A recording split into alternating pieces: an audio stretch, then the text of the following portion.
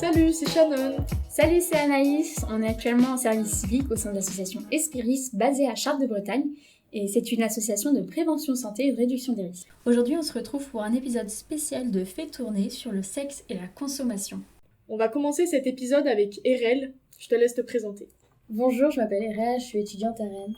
Donc on va parler de sexe sous produit. Est-ce que tu as déjà consommé ? Oui, j'ai déjà consommé du cannabis, du tabac, de l'alcool ou même du shit. C'est quelque chose que tu consommes fréquemment ? J'ai fumé assez fréquemment pendant 1 an, mais là, depuis pas très longtemps, je fume à peu près en soirée. Ok, alors c'est commun qu'en soirée, justement, on consomme toutes sortes de choses, de produits. Ça nous met plus à l'aise, on devient plus tchatcheur, on ose aller vers.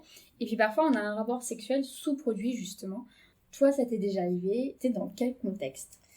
Alors, j'étais à des 18 ans d'un ami, et en fait, on l'a consommé. On était plusieurs à consommer de l'alcool, de la beuh, du shit. C'est parti, on a fait un plan à 3. On a fait un jeu, et ce jeu, on devait se déshabiller au fur et à mesure qu'on perdait. Sauf que on était plusieurs à se trouver plutôt pas mal. Et c'est parti en plan à 3. C'était un genre de strip poker, quoi.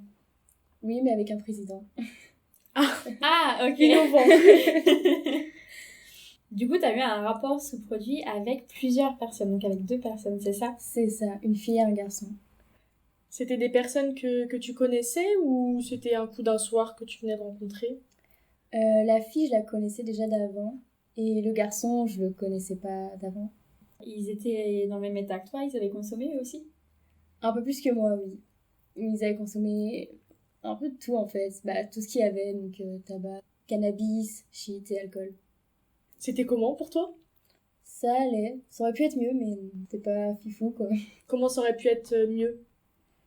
Que je sois un peu plus présente dans le truc, parce que j'étais à côté, un peu en train de regarder, quoi. Ouais, donc les effets étaient pas ouf, en fait. Non, pas trop. Ça a rajouté quoi, le fait d'avoir consommé ce soir-là ? De se libérer un peu plus. De pas avoir les a priori de ce qu'on va dire. Par exemple, le lendemain, les personnes qui nous voient, qui ont fait « Ah, t'as fait ça », on s'en fiche un peu sur le moment, quoi. Oui, et l'alcool et les drogues, ça permet aussi la désinhibition, donc on se lâche plus. Est-ce que ça a eu des effets négatifs, que ce soit sous l'effet de la drogue ? Le plaisir est moins là. On est sous drogue, et du coup, on a un peu la tête qui est un peu partie, mais on réalise pas vraiment ce qu'on fait, et du coup, on fait ça comme ça, et... En général, quand on consomme en soirée, on fait moins attention et sans s'en rendre compte, on prend plus de risques. Qu'est-ce que tu penses de cette phrase ? Moi, quand je consomme, je prends pas plus de risques, en fait. Parce que je me protège quand même par tout ce qui est préservatif, pilules, tout ça. Comment vous étiez protégée pendant ce plan à 3 ? J'ai pas eu la pénétration, du coup, je me suis protégée comme je pouvais, mais du coup sans pénétration. Et l'autre fille, vu qu'elle l'avait déjà fait avec le garçon, ils n'étaient pas protégés. Ils avaient déjà l'habitude, ils avaient déjà fait des tests pour savoir s'ils avaient des maladies sexuellement transmissibles, ils avaient rien. Quand tu dis que tu t'es protégée comme tu pouvais, qu'est-ce que tu entends par là ? Sur le coup, on n'avait rien et on s'était, entre guillemets, lavé. Donc on avait on s'était lavé les mains comme on pouvait, avec du savon, de l'eau, enfin voilà. Et lui me faisait du plaisir avec ses mains et l'autre faisait du plaisir avec son pénis. Est-ce que tu connais la digue dentaire ? Non, du tout. Donc la digue dentaire, c'est un morceau de latex qu'on utilise pour un rapport bucco-génitaux, enfin pour les rapports bucco-génitaux, c'est-à-dire pour pratiquer un cunilingus ou un anulingus. Ça permet de protéger des IST parce que la bouche et la vulve ou l'anus n'est pas en contact direct. On en trouve très peu en pharmacie, donc pour s'en procurer, le plus simple, c'est d'aller en ligne, en fait. Mais il y a une autre alternative. On prend un préservatif interne, ou autrement appelé préservatif féminin, qu'on découpe dans le sens de la longueur, ce qui permet de faire une digue. Le problème, c'est que le préservatif féminin est aussi peu accessible dans les pharmacies, et donc il faut aussi aller en acheter sur Internet, malheureusement. Et ça te permet du coup de te protéger de toi et ton partenaire, tes partenaires, des éventuels IST. D'accord. Tu aurais peut-être aimé avoir ces renseignements avant. Ouais, carrément. est-ce que tu penses que la notion de consentement est réelle, puisque est-ce que la consommation n'influence pas sur la décision des personnes présentes?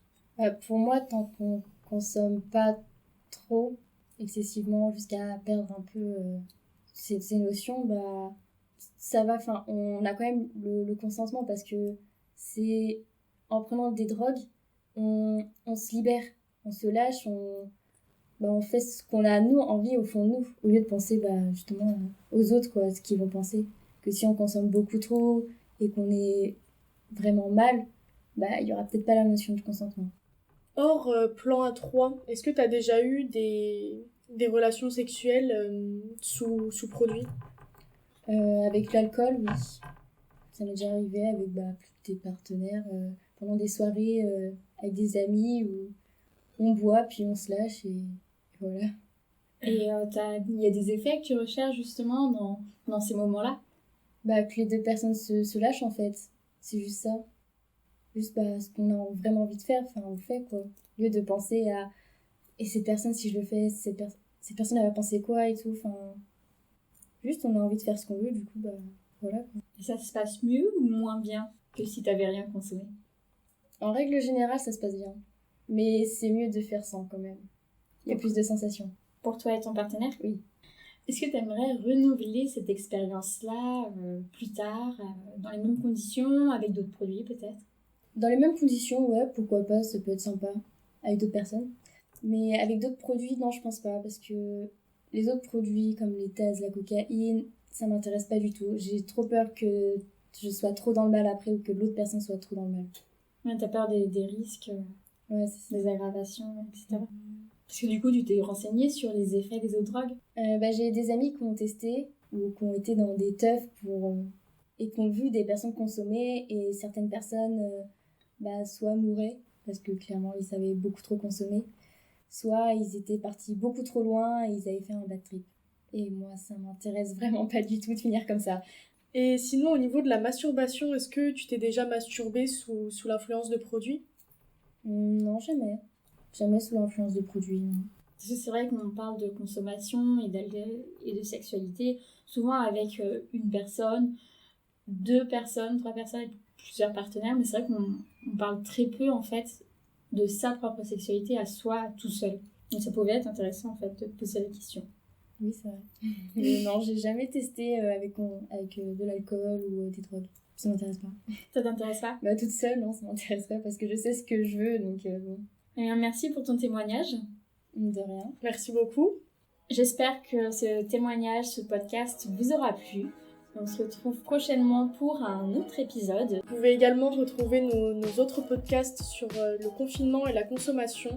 Et puis on se retrouve bientôt. À plus tard. À plus tard.